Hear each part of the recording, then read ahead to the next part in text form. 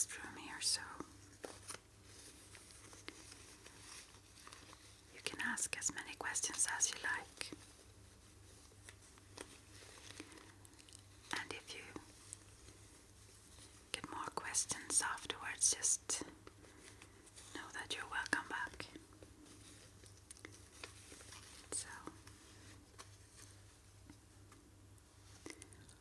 what witchcraft is, I guess there are many ways to answer that. I will just answer from my own perspective now. Witchcraft is the practice of magic.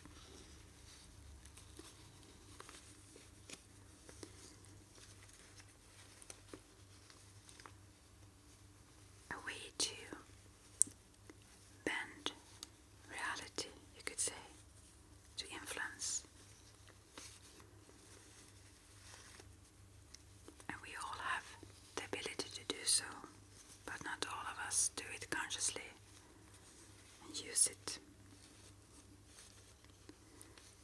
Well, we all use it, but not all consciously. To some degree we all use it.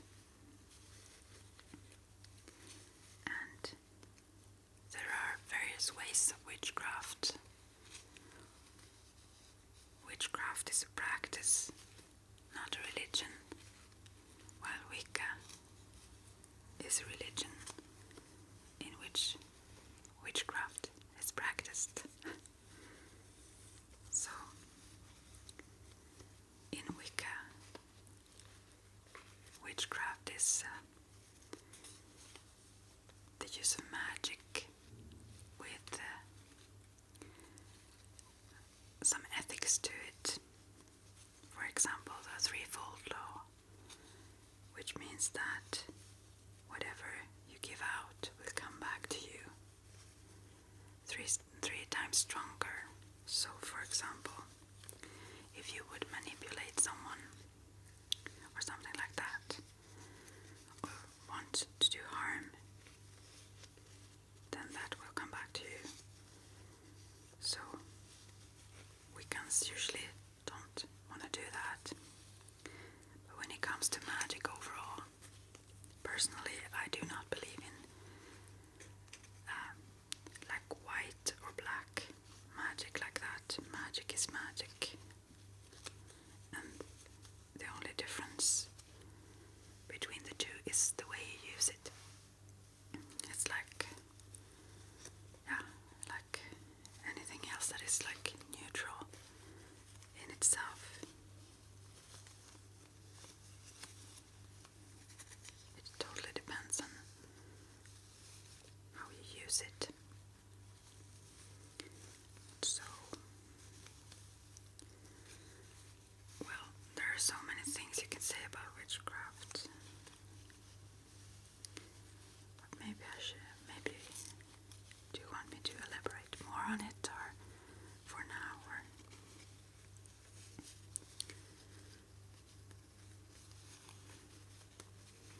Also, there is a saying, like, as an ethic guideline as well. In harm none, do what you want, kind of. Do what thy will, I used to say, I guess, or we, I would say. So, just as long as you don't harm anyone, do what you want. And that can sound as a very vague thing compared to like religions that have many guidelines on how to behave and such. But when you think about it deeply, it's very difficult, actually, not to harm anyone, and that includes ourselves. But that's the guideline. Aside from that, we are free to do whatever we want, and there is a reason not to harm, and that is because it comes back. So, yeah, one of the reasons, at least.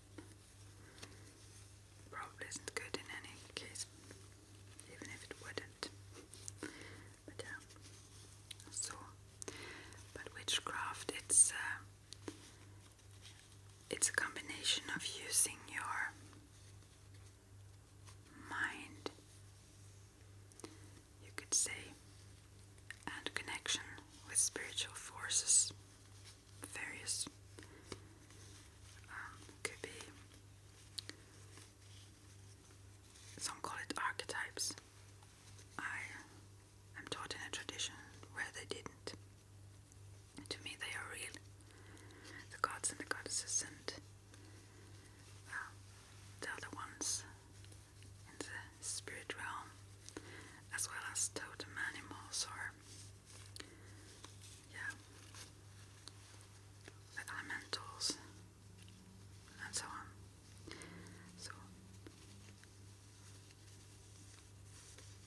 So it's, to me, it's not about controlling. It's about cooperation with the other forces of the universe, which also includes the use of herbs, the use of anything that would enhance our purpose, anything natural. And when it comes to manifesting, you can, like many know about visualization, is a powerful, very, very powerful tool, and you don't need to use the outer physical tools to be able to practice magic, but they have a strong purpose when it comes to manifesting. They kind of bring together the spiritual and the physical in the practice itself. And that gives another dimension to it as well. So, and it's also, as I said, it's related to so many things: the seasons, the moon phases, everything in the nature, the cycles of nature, and the stars, and the sun, and so on. So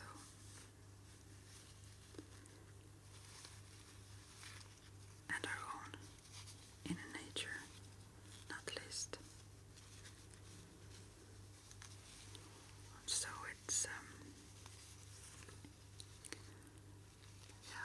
what can I say?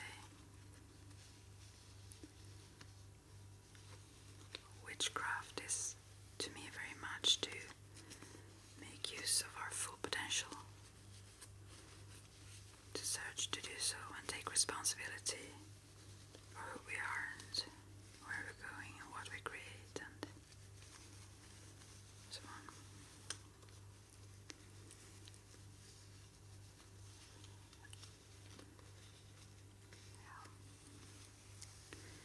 I could go on and talk about only this, but I think if you want to learn witchcraft, at least my experience is that you start, and when you learn to, you start with various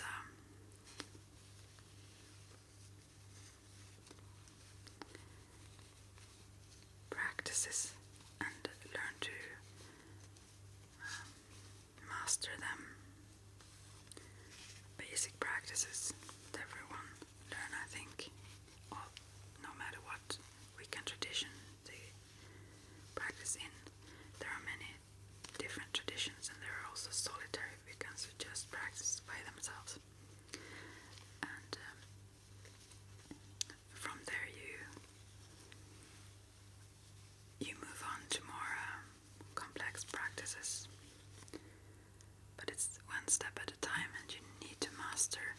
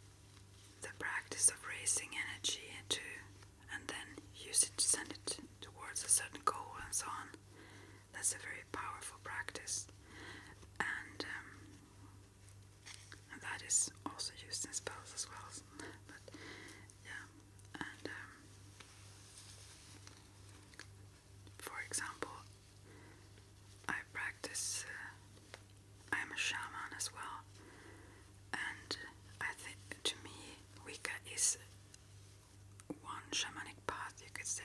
There are so many things that are alike, but it's a bit different though. But when I really want to, I also do healing. For example, Reiki. I'm a Reiki master, and I have the healing naturally in myself as well, and always had. But when there is really, for example, a crisis or something intensely need to be done, I don't use, if you then would call it the practice of witchcraft, I don't divide it much, my practices, if you would say, but I don't use those methods unless it's absolutely needed. I do other things at first before I do the hardcore stuff, like traveling, doing journeys as a shaman, or for a purpose to change things, or to use witchcraft to change it. I do sometimes, and it's very efficient and direct, is my experience of it. Yeah, I guess I hope you got some answers from that, and please feel free to ask more, and please ask others as well. The more you open up or read or listen to various people, the more you learn, because everyone have their little touch or way to view it that may be different to mine. So it's not that I have the only way or the right way to see it, it's just the way I see it or experienced it so far. So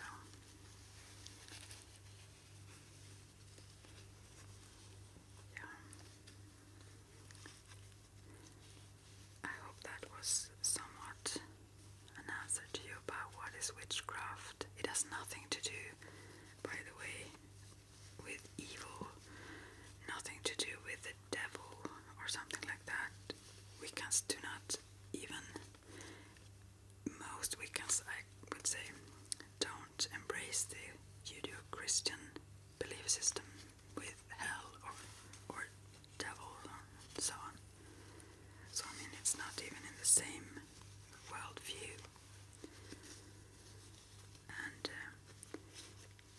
myself, I actually, personally, also have a strong connection to Christianity, which is very complicated for most Christian friends that I have or have had. Some of them felt that I chose side without knowing that witchcraft isn't evil, but I mean, I understand their fears, if you would say.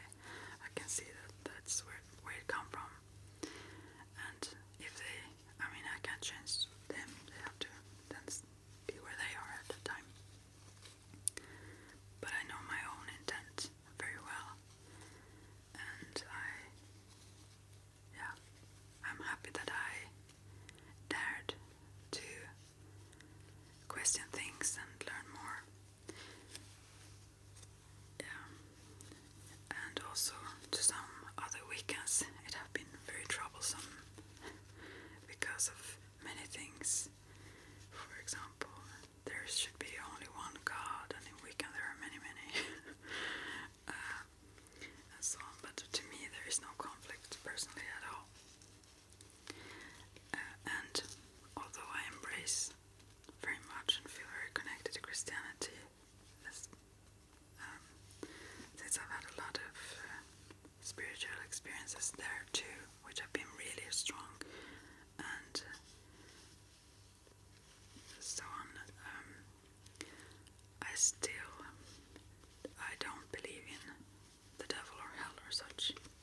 So I guess many Christians wouldn't even probably consider me a Christian, but it doesn't matter to me really, their view on me. So okay, what are spirit animals? I think of it like this. Actually, I've had this gift close around people.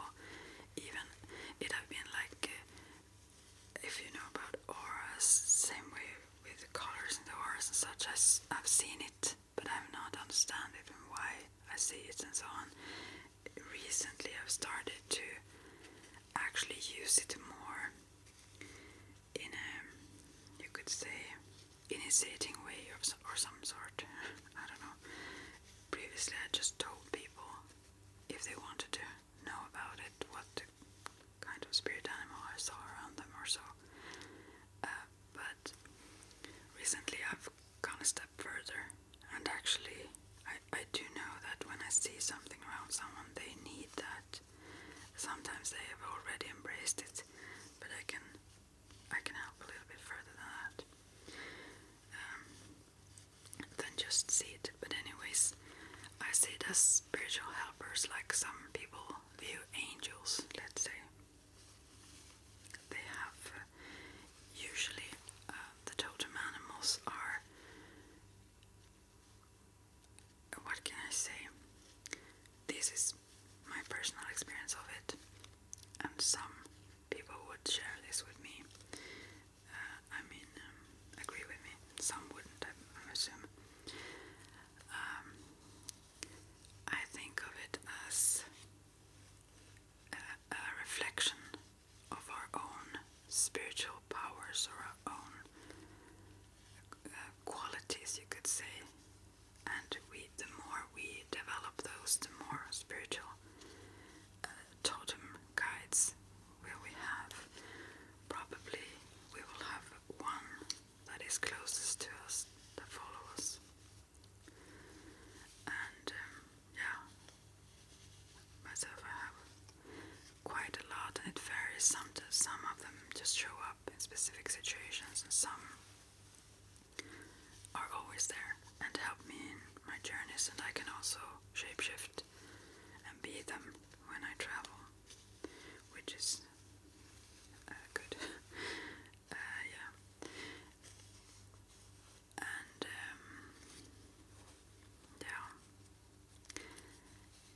you can get very much strength and help, especially working as a shaman in those spiritual journeys, if you would say, the spirit world. It's a way to master those worlds. You could say it like that, I guess. It's a protection also, and they are, as I see it, they are really real, and they are not just an idea or a kind of, if let's say you had an eagle, it's not just eagles generally, it's a specific one that is connected to you, as if you would have a not a dog. I don't mean that you own this totem animal. It's more of a strong guide and helper, but in the sense that they are personal. They have their own personal qualities as well, although they also have the qualities of, let's say, all eagles, what they would represent as well, if you understand. And to connect with these totems, make us connect with our own strengths and so on within as well. So I guess that's one way you could explain it. I think about if there is anything else I should say about that right now. I've not, when it comes to, I'm also a psychic medium, and when it comes to the spirit world, I usually don't. Sometimes I hear them as a thought, let's say, in my mind. So I can kind of differentiate if they have a different language, for example, although it can get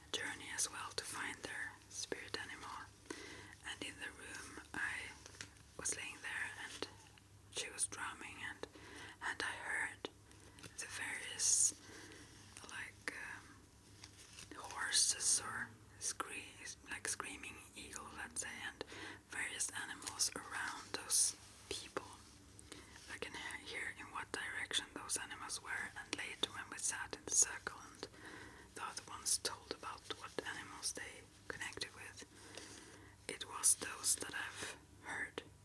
Yeah. So, and so those I also hear and see. I don't think that is related, but I also communicate with animals. I mean, animals that is in this world. They sometimes come and show themselves for me if they need help or healing, and also others, owners to animals, ask me for help sometimes to tell them what I feel about their animals and such. And it's very fantastic. They are so very open, easy to connect with and feel. I love to work with animals, and I always do that for free. That's kind of never draining. Animals are fantastic. Though when it comes to, for example, my own little cat, I don't. I sorry, I stray a bit here from the topic. Maybe just interrupt me, please, if you want to. When it comes to her, for example, I get some impulses now and then. I guess her previous owner also, although I don't feel like I own her, but I think the word owner is strange. I'm responsible though to take care of her, since I've taken on to do that. But I think she'll help me sometimes, told me what she like and not, and so and also pushed me to save her and take care of her. Yeah, she passed on in a fire where I lived before, so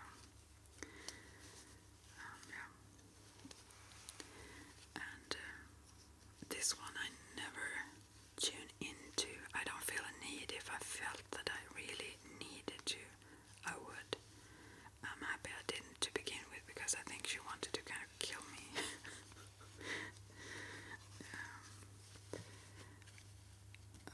But it's getting better. But I think as for when it comes to reading in a psychic way, or so reading people, I never do that without permission, and it's kind of the same thing with animals. If they come forth to me from my inner vision and show themselves and ask me for help, I would do that. And yeah, in certain situations, or if their owner asks me for help, I would also do it. But otherwise, I won't. Even with this little one. Yeah. So I don't know if that is connected, that ability to communicate with animals overall, and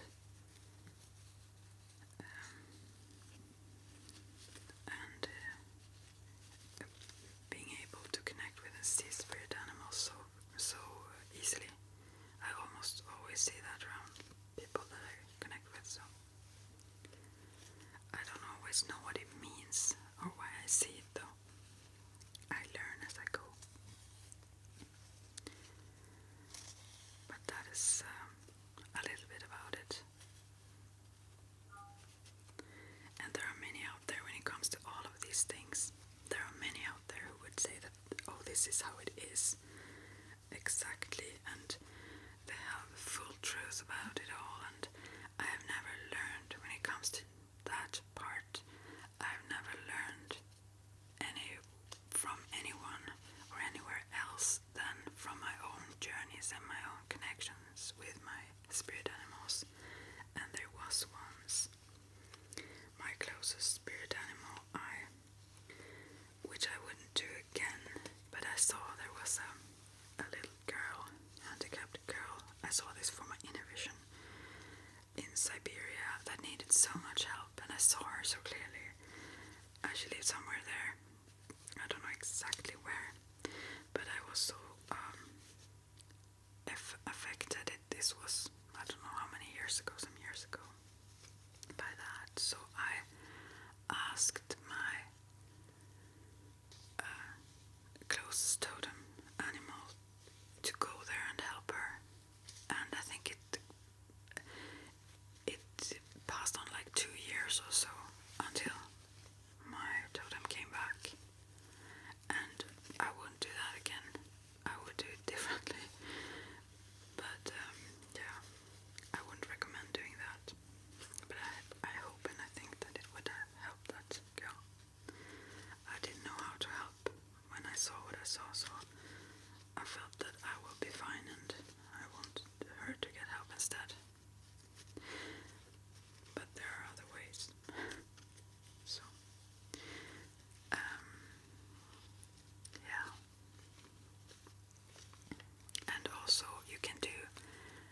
as I said, drum journeys to, or visualization journeys to meet and see your own totem animals. I've done that for many people, and I think it works best when you are actually doing it. I've tried it, I guess, a couple of times or something, just on a video or something, or recording, and that is not the same thing as when you have someone in the room and you can see them and kind of follow the rhythm. It's the same with past life regressions and so on. You can do it in that way, especially if you have learned techniques of visualization and journeys, but otherwise it's not so easy. But every time I've done it, like with the person in the room, whether they have had no experience of these things before or not, they've always connected and met and have had a strong experience with their totem animals, and I think that is much better than having someone telling you, actually. And when I've done that as well, I've always seen it before or during the journey they do, even if they don't tell me. I could like write it down because I see what they meet, even if they don't say it. So I'm not surprised when they afterwards tell me about it, because I already saw it. So yeah.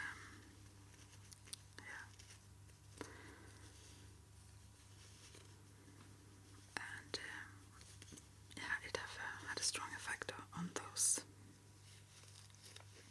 as far as I know. And you don't really have to understand it logically. I don't think it helps. It helps anyway. It gives you a connection to those qualities in yourself, and and so on. Anyways, but I think, as I said, I have not learned. Like, I would like to learn from those who have old traditions, like natives and such, and from them I would love to learn. But otherwise, I think the connection with both the spirit world themselves and the totem animals themselves, they will show you and they will teach you if you stay in touch, let's say, with them. So you really don't actually need another person or another tradition to teach you, but it could help. I think it could help sometimes to make it less complicated, that sometimes others can explain and help guide you further on the journey. So sorry I ramble a lot on each question here. So, what are the Sabbats? The Sabbats, there are 8 Sabbats, and that is connected to the year, the wheel of the year, is it called? It's also related to the movements of the sun, related to earth and to harvest and all kinds of things, which is also related to our inner lives and so on. And there are 4 lesser Sabbats, which are the sun solstice and so on, which is now so very soon coming up here.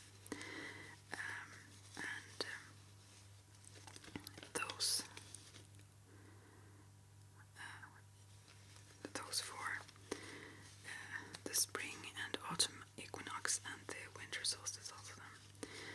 Those are the lesser, and then the other 4, the greater Sabbats, are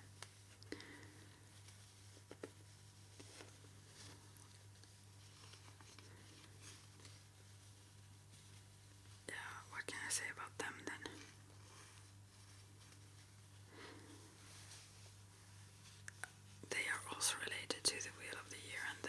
sun and such, but they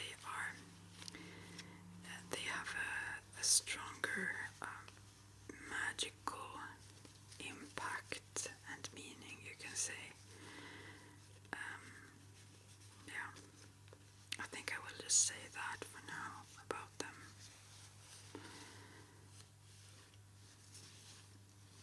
I guess you could say it like that. So that's times of the year when Wiccans celebrate and also remind ourselves of our connection to the whole and to the nature and its cycles overall and so on. Yeah. And there are also, aside from the Sabbats, the Sabbats is called when you talk about the moon cycles, and Wiccans, I guess you may know that, but also very often celebrate the full moon then, and also the new moon. But there are, yeah, all the cycles of the moon. When they are celebrated is called Sabbats. So,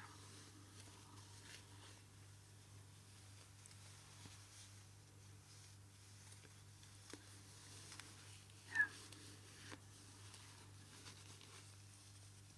And that's kind of to me, it's no longer spooky where let's Sabbats or Sabbath. That sounds like a very occult, dark sort of, I don't know, wicked word maybe. But it's not at all about that. At least not to me. So, that's what it is. Well, how you can use Wiccan magic? Well, as I said, all magic is kind of the same magic, and you can use it either way, as I also told. I think I told about, maybe I didn't, but I did it. I did a little video about healing and Reiki healing and such, and there I talked about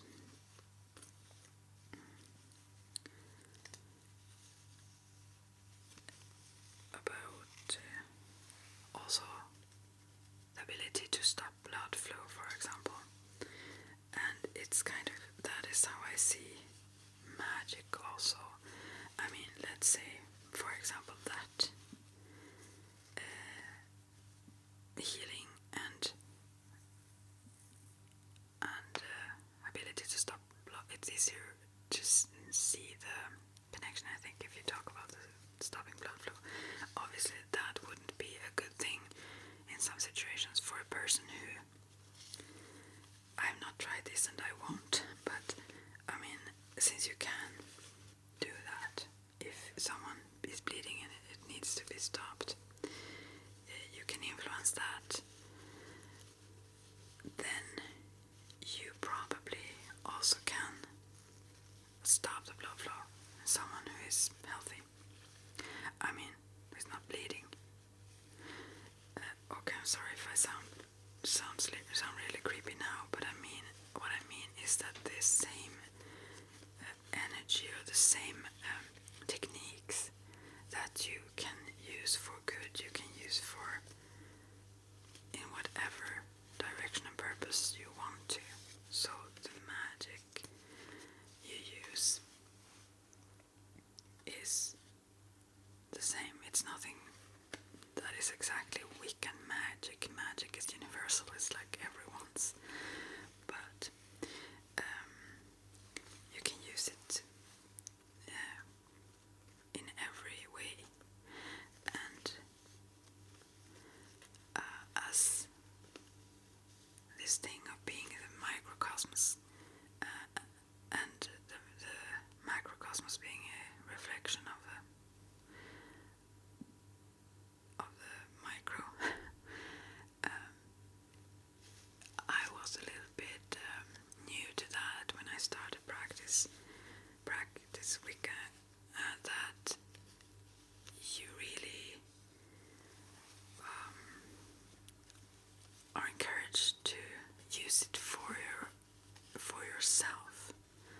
it's not.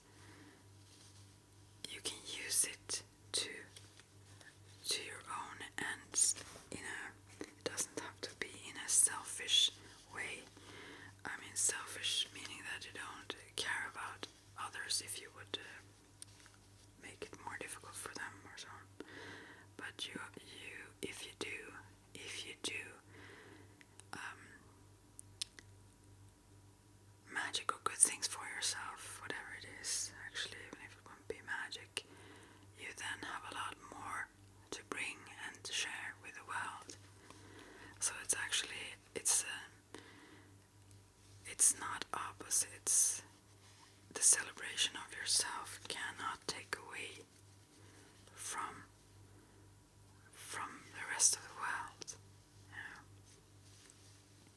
And so that's one thing that was a bit surprising, not surprising, but a bit different from what I've learned before about just focusing on how you could help others, sort of.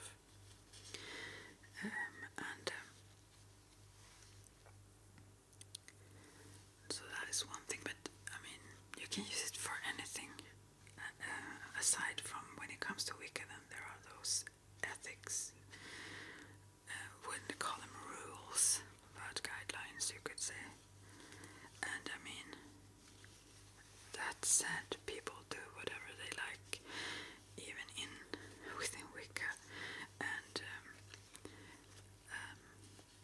it's also very, very, very tempting. That's why I wouldn't teach it just randomly to anyone, because when you really understand that it works, it's a total different story, and you get very, very tempted. So I think everyone get tempted, and I think everyone have tested beyond what is really morally, what they would really think would be the best, maybe. I mean, just for the sake of for example, I can mention a few things that I did, which is not good. When I started to see how I could use energy and the power of thought, for example, and connect it to the breathing and various techniques, how I could make other people do things, for example. I didn't mean anything bad, but I really wanted to get to know if I knew how to do that. So I did. And I mean, that was not good. I mean, I shouldn't have done that. But I just wanted to see if I thought about something strong enough that would, and I needed to take, situations that were very unlikely to make me trust my own ability. This sounds really weird, I know, but I knew that I could influence so much with magic, so I tested it also on others. For example, there was one time, there are quite a few times, I guess. I thought that it was just mainly one time, but there is one time I recalled very, very well, which I have felt a bit bad for, really. And it was nothing else. I didn't communicate with a person at all. I just focused and did some techniques, and that person acted exactly as I kind of, let's say, directed, and shouldn't have. And there was another time when my neighbors, I lived at a place it was in the beginning when I started practice this, and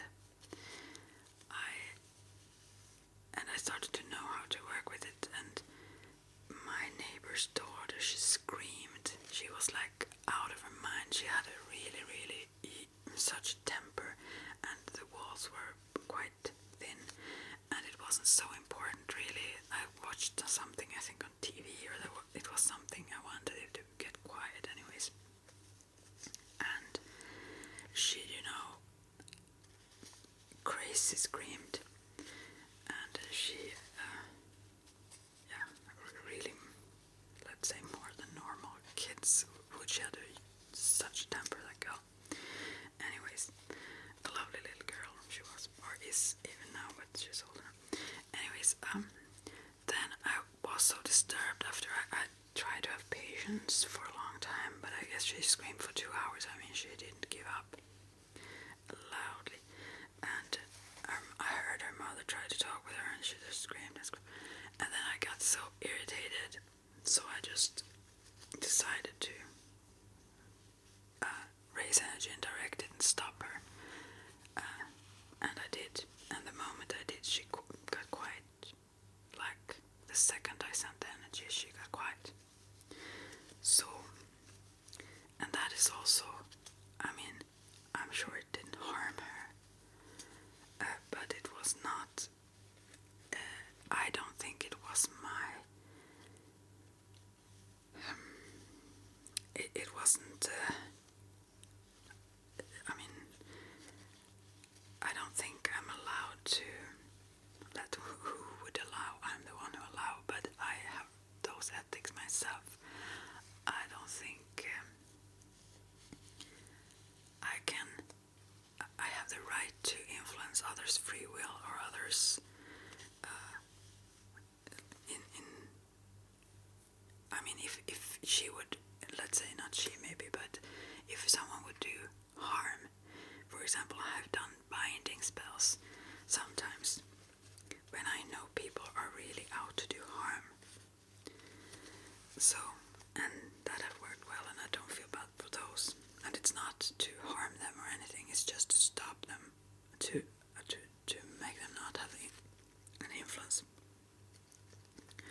And I also very seldom, as I said, I don't practice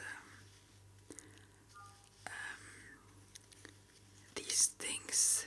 The things that I tried there in the beginning were like a kid, you could say, trying out if it worked, and it worked all too well. And then I met, as I've said many times to those who've listened to me before, I've been very skeptical to New Age stuff, and I met a lot of people connected to that, paying for expensive courses, and all of this I've gotten for free, and I would always give it for free to anyone who wanted to learn. I would never charge. Anyways, so I just felt that it was so lame. I'm sorry. I mean, some of the things I've learned also from those, I've never paid. But I've learned, and I've always stumbled across stuff that have kind of fallen in my lap. But it's still, I've not been even close to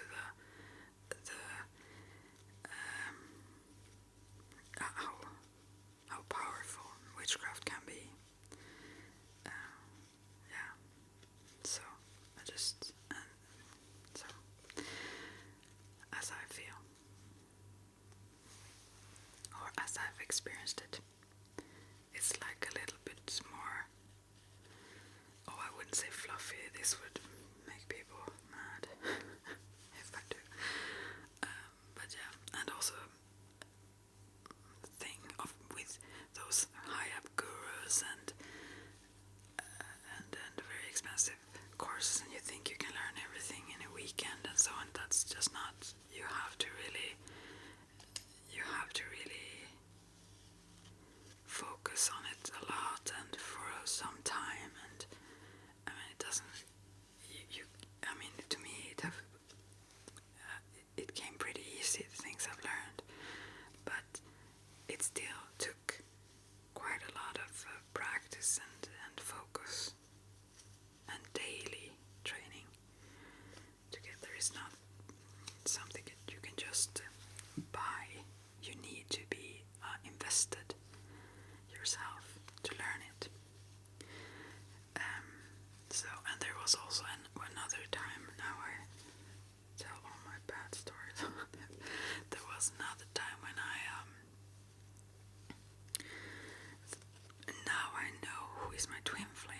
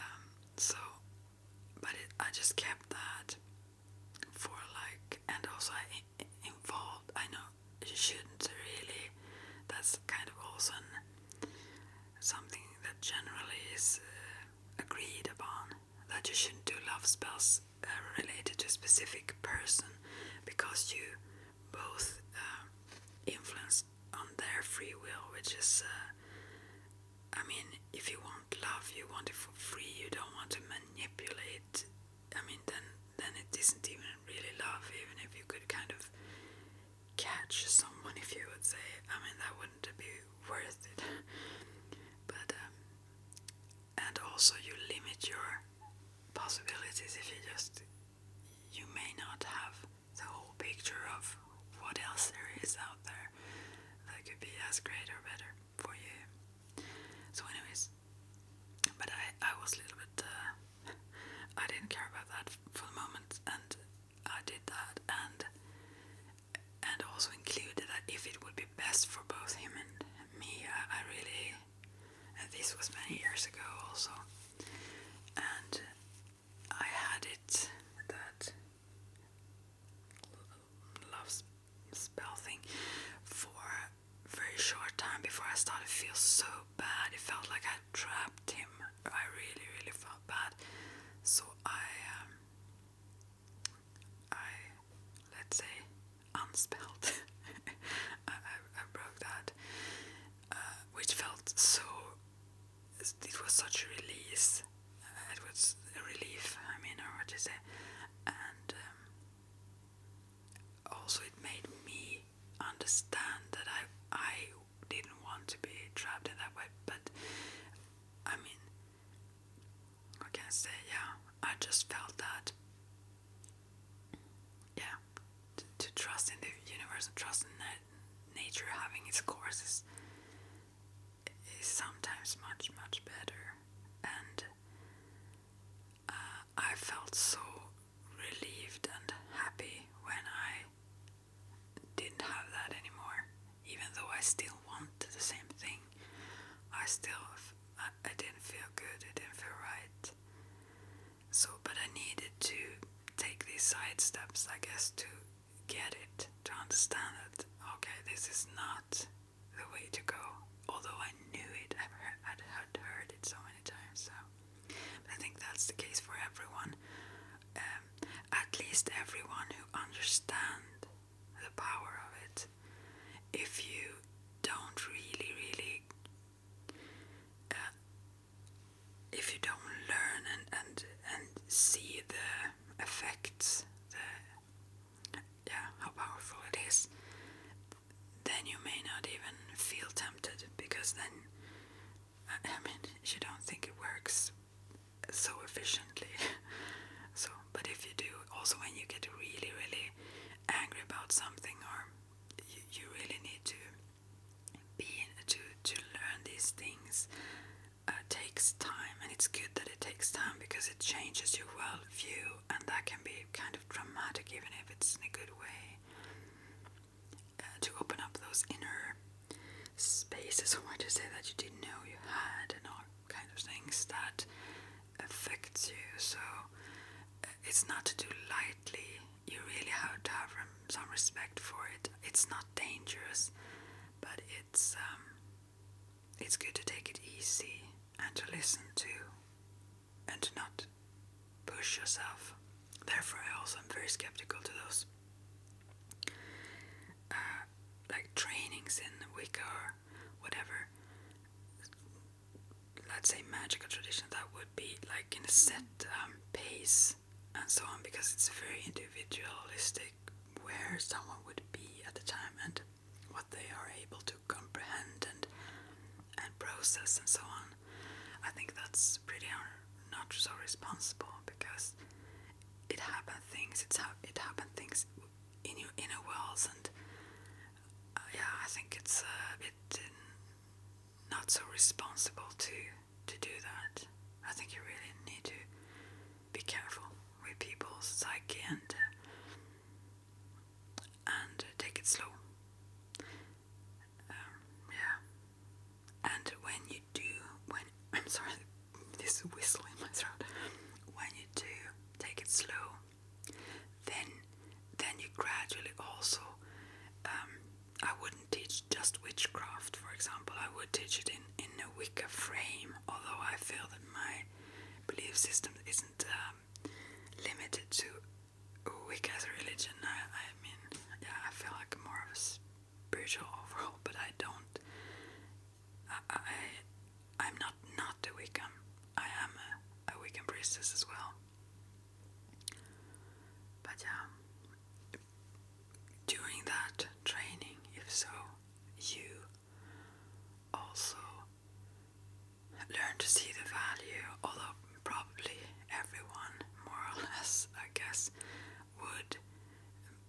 side steps and test what they shouldn't, probably. That's the only way we learn, sometimes in other ways as well. So, but yeah, I forgot actually what was the question. I'm sorry. How to use Wiccan magic? Oh, I just told you the opposite. How not to use it. Well, how to use it. You can use it in everything, in your everyday life.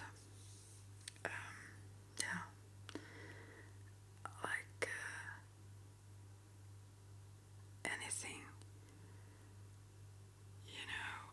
Everything can be a ritual. Every just common thing you do in your everyday life can have a deeper meaning if you use it like that. You can put a magical meaning into everything you do. Let's say if you drink a glass of water, you can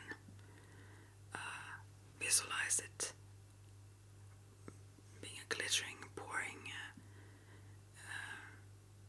whatever you want to fill that with, whatever purpose you want to fill that water with, if you would say. And when you drink it, that's magic, and you can then whatever you want to, let's say, fill yourself up with, or that's just one simple example, but you can use it for anything, really, anything you want. And in Wicca, though, as I said, not to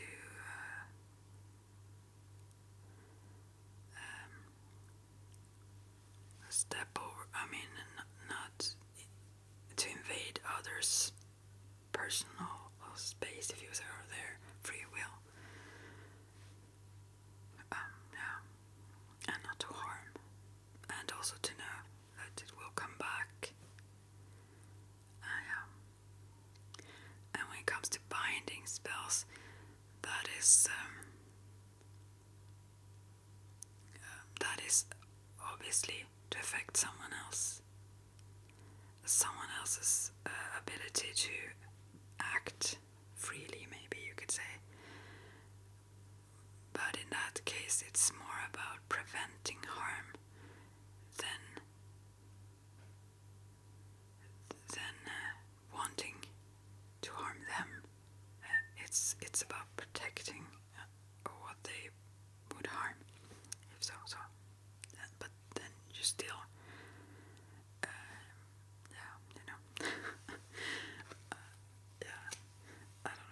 don't answer this good. I'm so sorry, but how to use it, and to start with small things.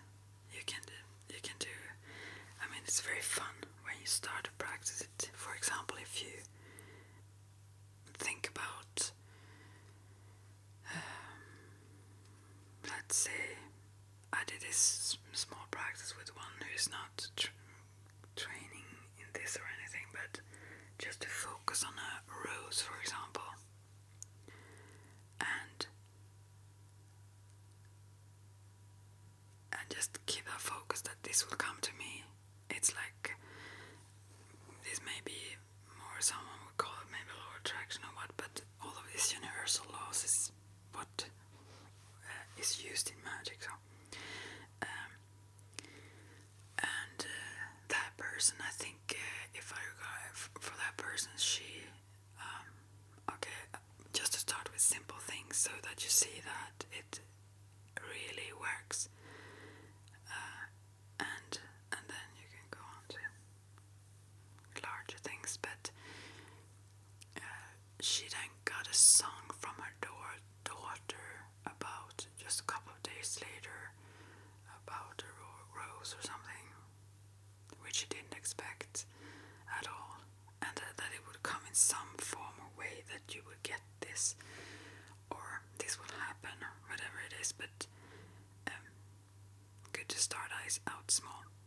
it's interesting how much more we can influence than we sometimes think. And I mean, also, even though I have this knowledge and these experiences, I still sometimes can feel like, oh, whatever, hopeless and so on. But I recall again how it really is, and so on. But you can use it for anything if that was what you meant, and there are so many ways to do it. How to do the practice itself, and it's a creative religion as well.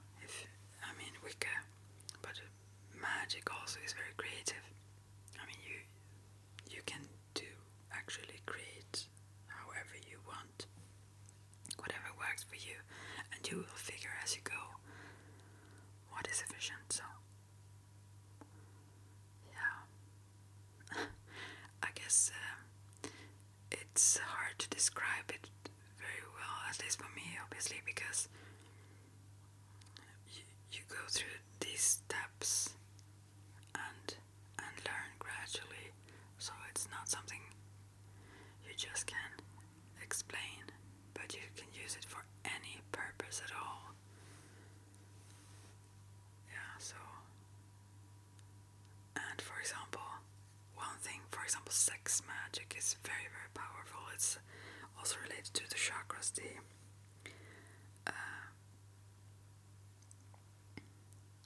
second sacral chakra, which is both creativity and sexuality. So, for example, if you learned the various ways to focus, and when you release the energy, as with building up energy in other ways and releasing it to a purpose, you can also do it that way. And when the orgasm, when you release this strong purpose that you had, that's, I guess, one of the most powerful ways of working magic.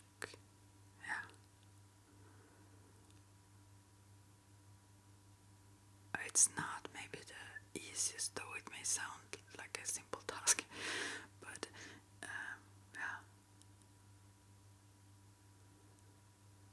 it's working with the energies of life and yourself, your consciousness, your mind is the most powerful tool. So it's a combination of the energy, which also involves feelings, the intentions, so on,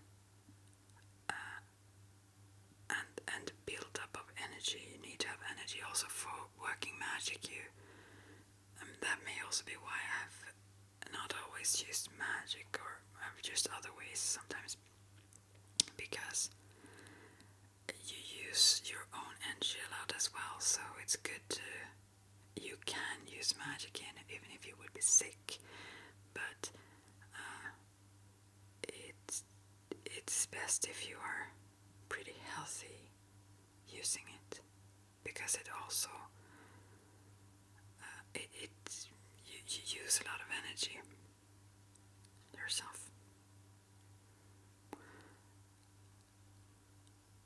depending on what you do, obviously, but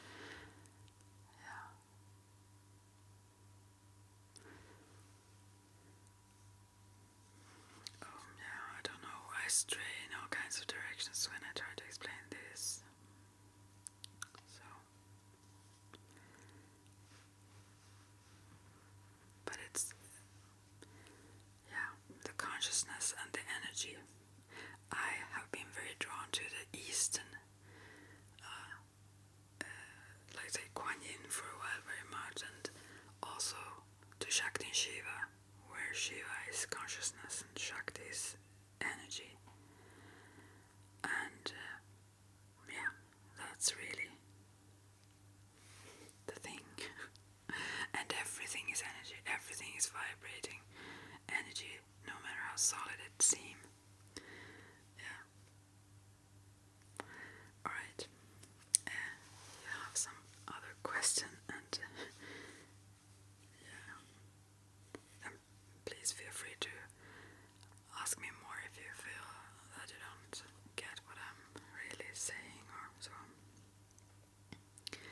What Eclectic Wicca is, well, that's one of the reasons why I left the coven. The coven I was in was Court of Joy coven in Stockholm. I read a book, The Power of Witchcraft, I think it was called, by Laurie Cabot. And then I started to do some practices there with chakras or something, I don't recall exactly. But I felt I wanted to connect with others and learn more and so on.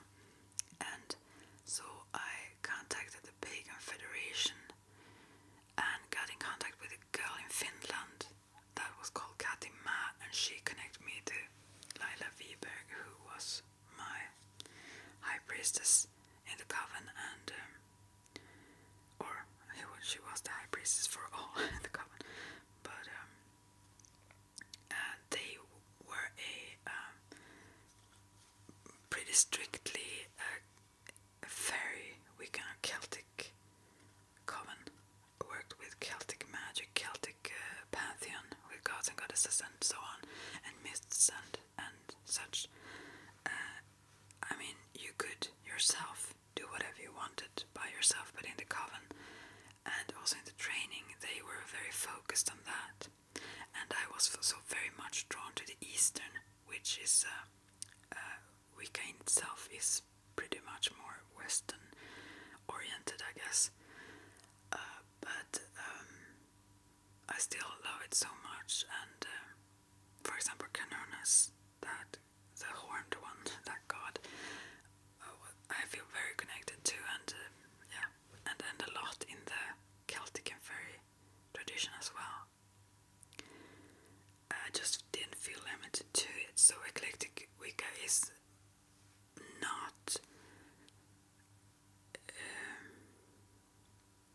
eclectic, Wicca, or eclectic, whatever tradition it will be, involves more than one. It's open to various pantheons of gods, various, some of the Greek traditions or some of the, whatever. I'm sorry. I'm just feel that I don't explain this exactly well. Eclectic is not only working with one form from one area or one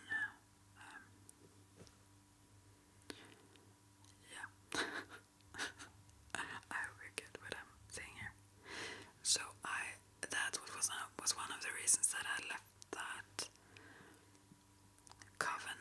I kind of felt that it was a little bit too limited for me, since I was very strongly drawn to, for example, not that they had anything against that. I could work with whomever I wanted myself. So, but also I was at the time pretty sick in my eating disorder, and had a anorexia center, lived there for 2 years back and forth, and I wasn't well, and I more and more felt the need for just calm, quiet, peace.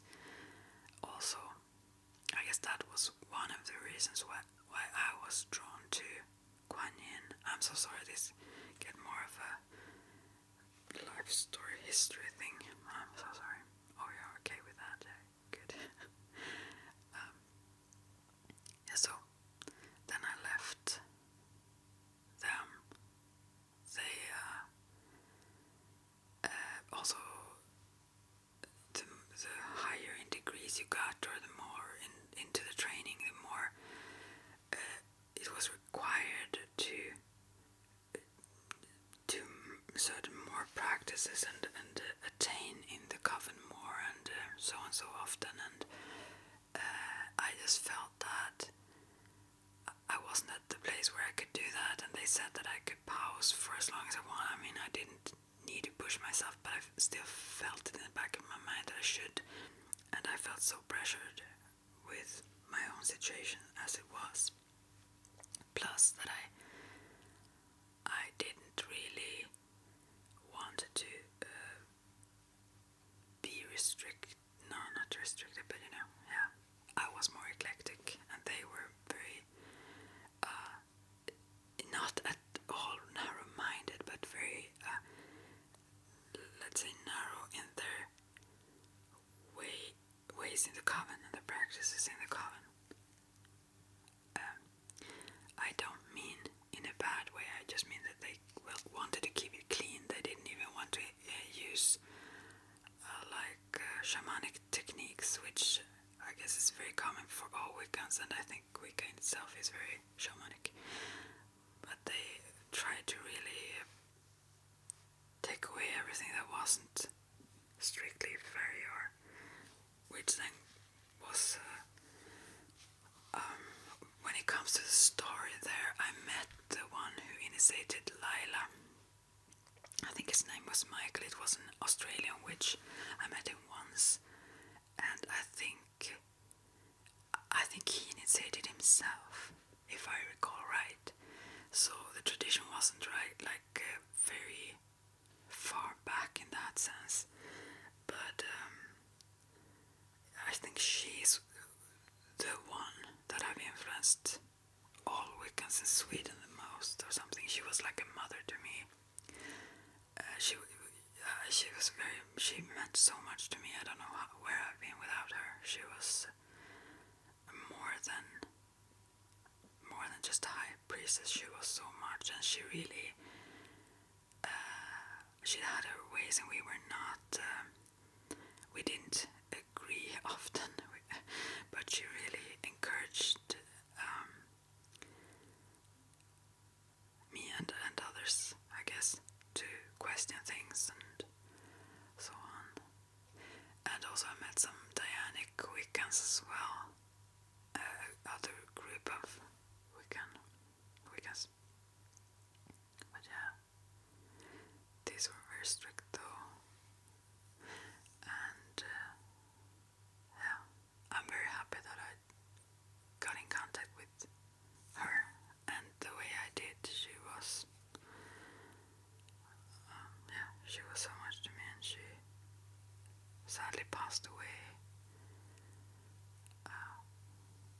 She got sick, and the last time I met them, we had a meditation where I sat. We did some sort of thing, and where I saw that I held her in the hand and she let go, and I was describing this, and the other ones there were interrupting me a little bit when I started to describe what they experienced in this journey, if you would say. And now afterwards, I think maybe they knew that she was sick at the time. I don't know for sure. It was actually at midsummer. We were in Vilhelmina celebrating that together, and afterwards I think maybe it was, I kind of explained her passing, but I didn't understand that was what I did, and that maybe have been why they didn't want to listen more to me describing more of it. And at the time I wasn't really so aware of how psychic I am, so, but yeah, so yeah, many memories come up. I'm so thankful. I can't even explain how thankful I am for all she did and for me.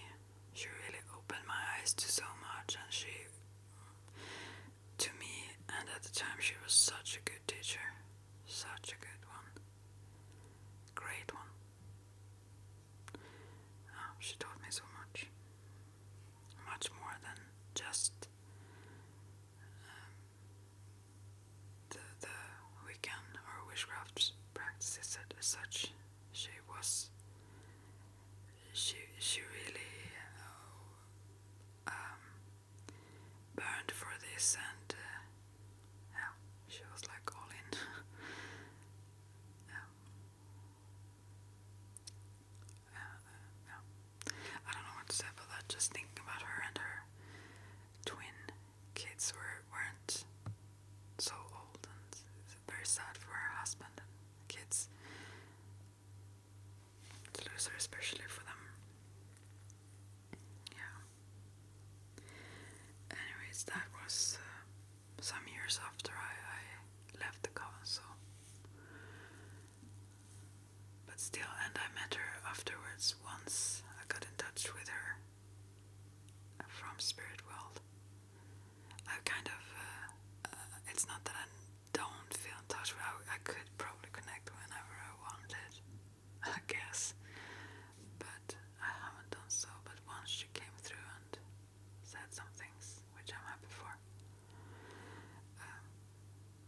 It was quite soon after she passed. Well, anyways, I'm really straying. So, yeah. And also, with this, as I recently heard also about the balance, when it comes to me, it was like in Christianity I found a lot, but it was like God in the heavens, and there was something lacking. I really missed it. I think that the divine is not far away. I think it's here. It's in nature, especially. I feel so much in nature, and I grew up in nature, you could say, always outdoors, always in some ice, always in the woods. We were never indoors almost. I slept on the ice when they were out in the woods. I mean, that's where and that's, I think, also why I connect so much to Kernanas, which is the God for those, for that as well. But yeah, I feel very safe in that, and I feel that I always connected to the divinity of it. I think it's divine. I think it's holy. It's my church nature, and so I really needed that, and I needed to find somewhere I could reflect all these gifts I had, and so on. So therefore I was drawn to it, I guess. And also to get a balance from this far away in the skies sort of idea. And after that, though, Wicca is such an active religion. You can practice it whatever way you want. It's individual, and I wouldn't say that whatever anyone else do is wrong. It's just, as I perceived it, is very active, and I was so exhausted where I was. So I really longed for something else, and by myself I was very much into Zen even before I met Zen, I almost said, but before I came in contact with Zen Buddhism and so on as well, because of the goddess Kuan Yin, which I worked with very much in Wicca, and also I was very drawn to the Shakti Shiva and Kali Durga as well, and so on.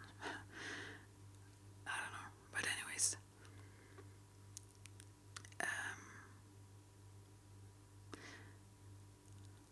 well, and to Tantra and such. I didn't know anyone who could teach me about that, though. And the more I learned about the heavy Tantra practices in India, I'm pretty glad I didn't go that way.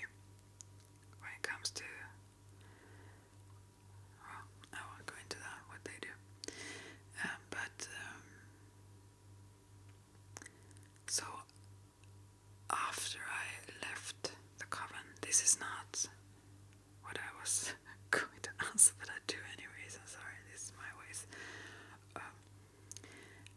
Then I got into Zen, and also Tibetan Buddhism was even more maybe my path, I felt, because there is very much of the shamanic ways in Tibetan Buddhism. Yeah, I really love that. But also in Zen, just the peace, the quietness, even the imagery that you see, just let it pass by, just be in this silent space. It was so healing, and I really love to learn more about that and practice that. Zazen, sitting meditations, and not be active, not to participate in an active way, creating rituals or doing magic, and it was too active for me at the time. Although it doesn't have to be a chore or it was just how I reacted to it and what I felt. I also in Wicca, I must add, have found more peace and more tranquility than anywhere else as well. And after a time with Zen, it started to get half boring, I must say. So then I started to long to work with these things again. So the balance between these, and you can find that within, let's say, a system or religion. You don't have to seek it outside like I had to do or thought I needed to do so. But yeah, at the time. Anyways.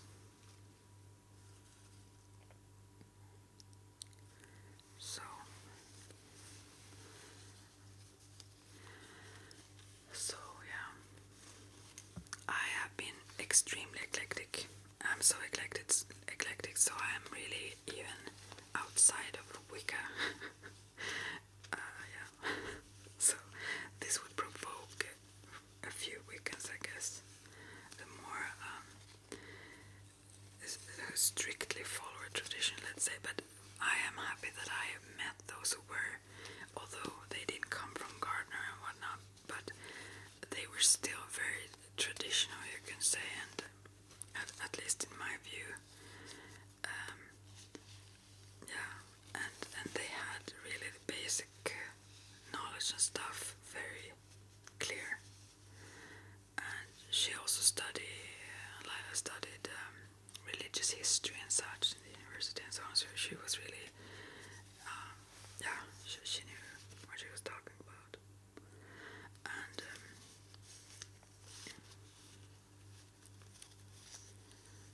I'm happy that I found those. That I learned from.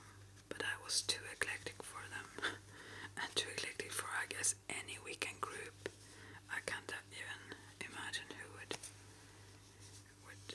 include me as it is now. So I'm sorry. Then I've answered that, I guess. Well, do you have any more questions? Yeah. How to cast a love spell.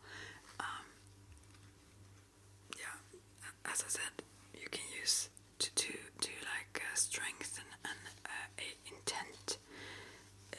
There, if you find, I think that is so boring. I haven't read a lot of books because I came across, I got kind of fed directly with so much information that was great. So I didn't need to, although I were encouraged to read a lot. I haven't read almost anything. I read The Mists of Avalon and Starhawk, and also the Fairy Wicca tradition come from, just do it far a lot from that lineage, you would say, or so. But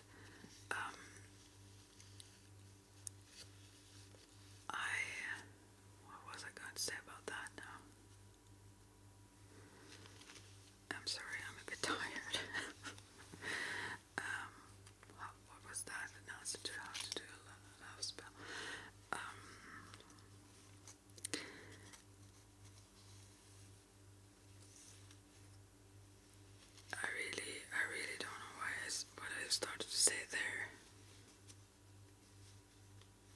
try to. Oh, sorry.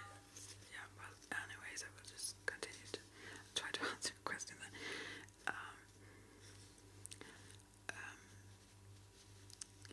Yeah, that was the thing. You, as I said, you can, when you have an intent, in books, that was why I came into the books. In every Wiccan sort of witchy book that I have come across, there are all these correlations between everything, and every herb and every stone and every, I think they're super boring, and every phase of the moon, I don't know. No, that's not so complicated though, but I mean, I don't know, astrology stuff, everything, and you really need to,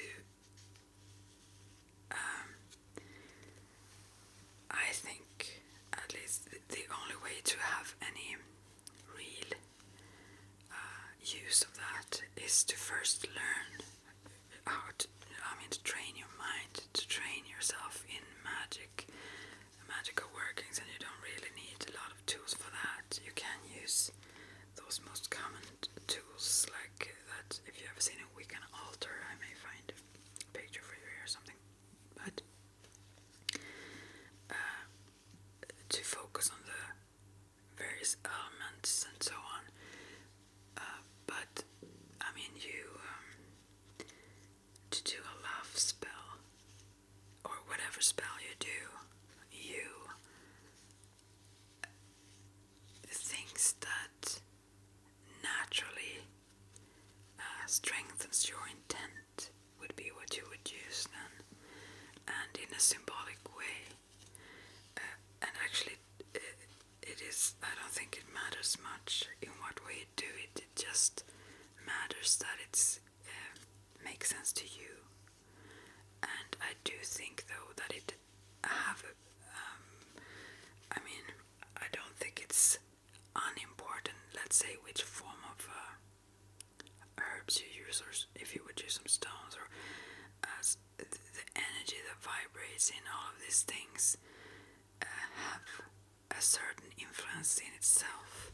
The strongest influence is still yourself, your mind, your energy, your feelings, and that.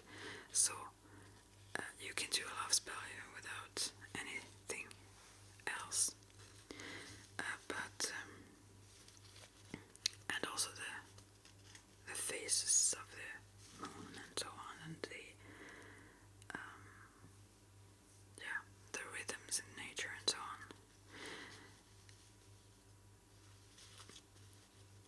Everything can either like promote your purpose or kind of hinder it or block it a bit, or slow it down, or it can help it on its way, let's say. So it matters.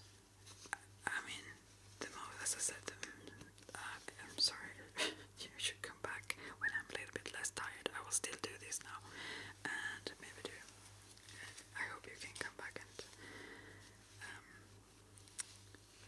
talk with either someone more focused or again with me. But anyways, so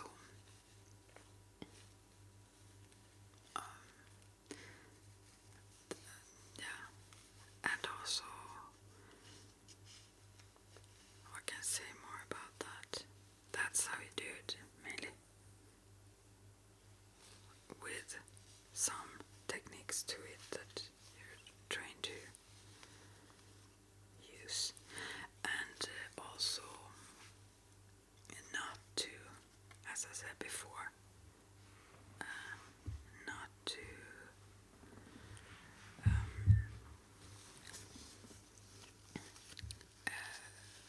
influence another person, a person against their own will.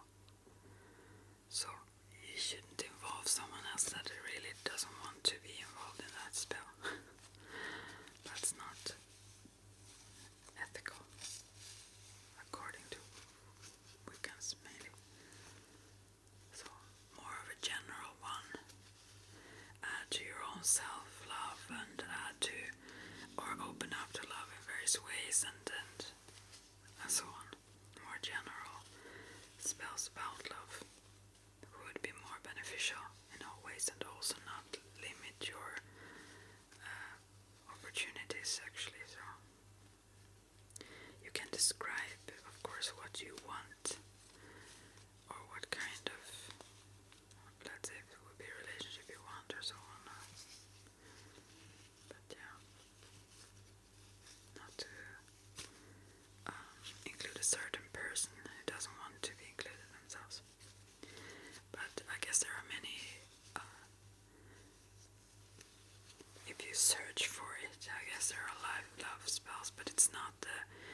specific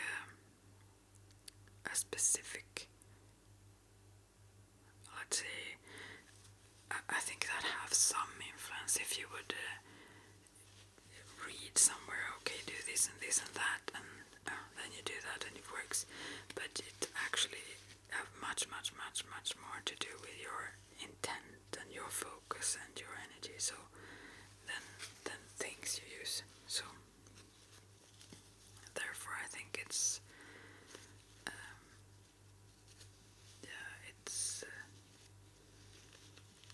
it could be used, I think, but not only with it. Let's say like this: with the training, you don't actually need those things. They could add, and they could be very helpful and also fun. It's very fun to work with magic, but if you don't have the training, you can use whatever things. It wouldn't have as much effect as just your energy and focus would have. Yeah. So, okay. I thought actually I would be much more focused here, which I'm not, but yeah. I'm so sorry about that. Yeah, you feel you got something out of this. Anyways, that's good. And I want to repeat that. Please feel, both, of course, feel free to, but also please ask others and listen to others and make up your own mind, question things and discover what feels right to you. That's your way to go. Yeah, I think so. How to cast a spell for protection? There are also various ways. Most common used are those, I also work with Munaki, a shamanic tradition, and I love their way of viewing it as even the thought that we need protection is kind of backfiring in a way. It's using words that really describe it as if there is threats. But it's more about, as well as when we cast a circle, I like make holy space to work magic in, or to even meditate in, or what we do. It's more about keeping that energy that we want to keep and keep that strong. And so thinking about you in a bubble of light, like your aura field, for example, that would be one way. And also there you can use a lot of things, like instance, there are many things that could be of help. I mean, practical, physical things that you could use.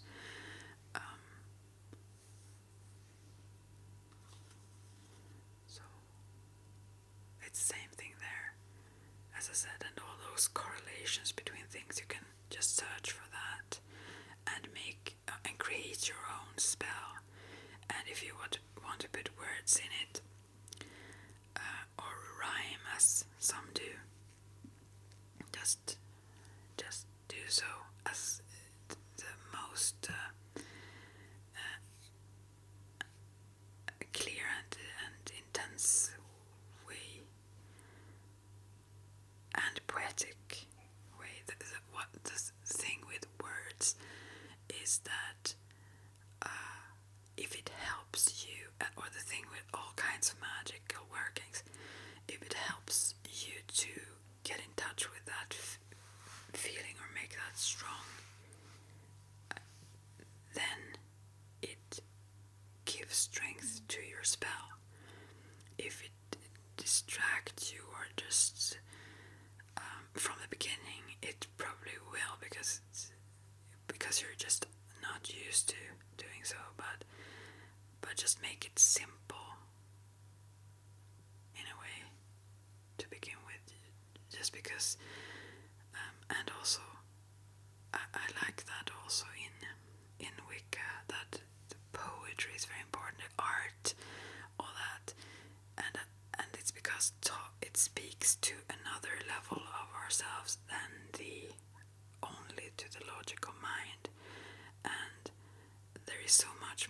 us that is very, very powerful, and yeah, it have a great effect on us subconsciously as well. So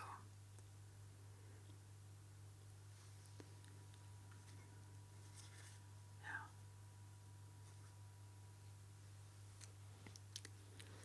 But there are so many ways. But visualizing, you can also visualize layers of various colors. If you would want to, like rainbow colors, if you really feel a need to feel protected, then if you would call it that, you can think about that egg around yourself, like a transparent light that will just let in the things that are good for you. Or you can think about it as this one was the thing that Lena Ronhag, who was my mentor for many years, 10 years, actually said to me. I did it sometime, but I don't know, for some reason I didn't. And she said you can use any method, of course, what you want, but she was not, and is not Wiccan or anything, but she also used roses. She put one in front of it. She decided the color of the rose and named it after herself, and then clone it to crochet or make it into 4 roses on each side of you, one in the front and one in the back, and 2 on each sides, as like a protective, well, not shield, but that's something that would absorb any other energy that would like shake or come in contact with your energy field. That would just, those roses would like absorb that, and so you could keep your own energy strong. That's one technique. And also bringing up energy from the earth and bringing down energy from the sun. That is very much what I also do in Mentorship. And sometimes we don't need magic, we need to like find balance in our lives, eat well, sleep, take good care of ourselves mainly. It's like basic. We don't need to go to, we can do that as well, but first of all we probably should also at least think about what we can practically actually do also.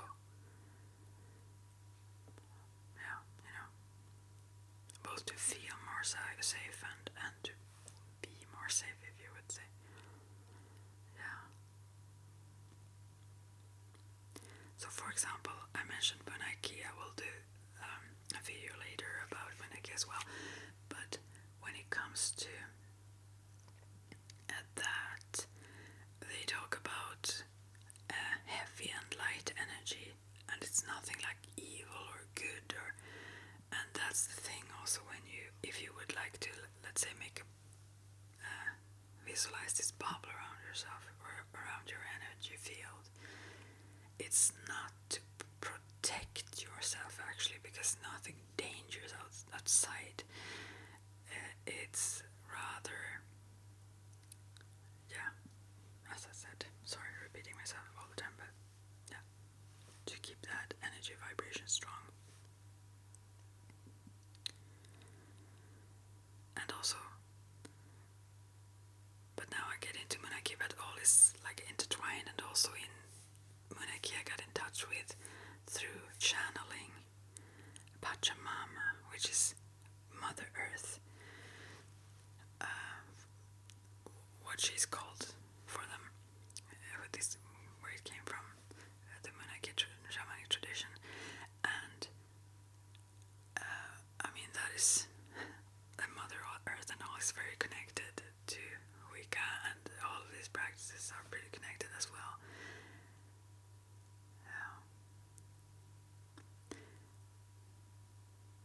But how you can absorb also heavy energy and let it go through you down into Mother Earth, and she will be nourished by that, and then she will bring back to you, into you, through the soles of your feet, this light energy, and you can feel it if you try it. Try to, if whatever it is, heavy thoughts, heavy energy, anything that something you feel you don't really want that in your energy, just send it. Imagine that you send it down to her. How it like pours off of you down to Mother Earth, and then you will feel how she immediately bring light energy. It's an exchange. She bring light energy back to you, so you will start to feel a buzzing thing at the soles of your feet when she bring this light energy to you to fill you up. Yeah. I know it sounds weird, but it's very, very real. Yeah. If it can be more than real, then it's very, very real. Yeah. So we don't really need to protect ourselves even from those energies. We can actually nourish ourselves from those as well by just letting them transform them, mainly. That's another way you could say.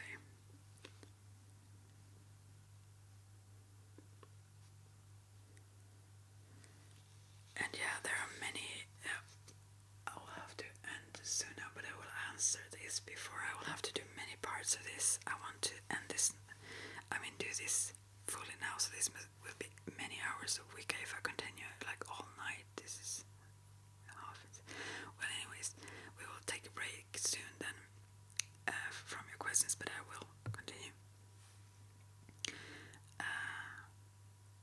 Of course, you can practice without being initiated. Being initiated is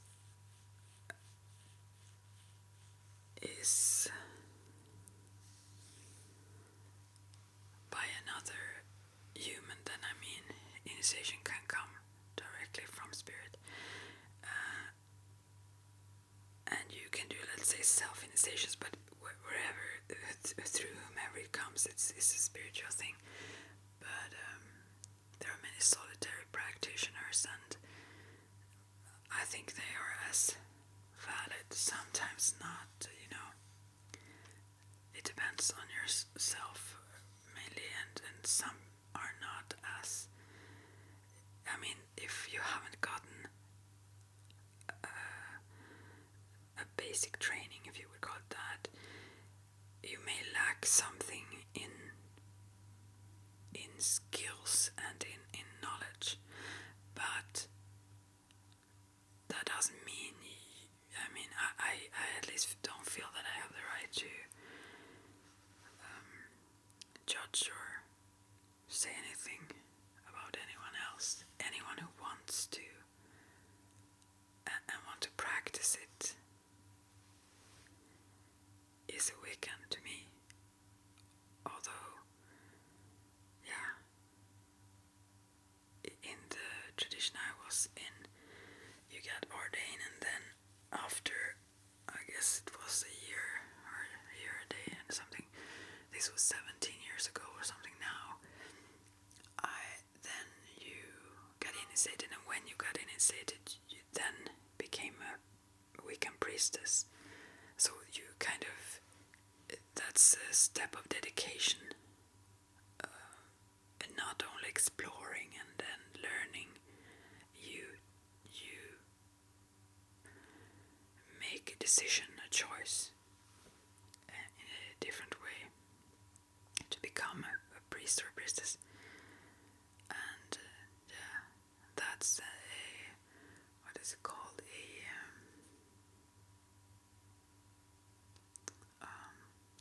I forget the English word for it. It's called commitment, I guess. Maybe it's the word for it, yeah. So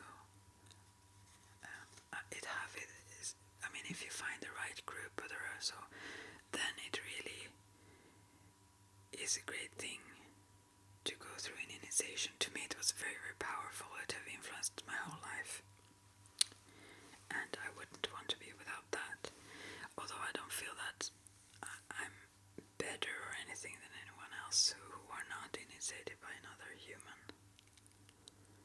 as I said, the one who initiated, my high priestess initiated himself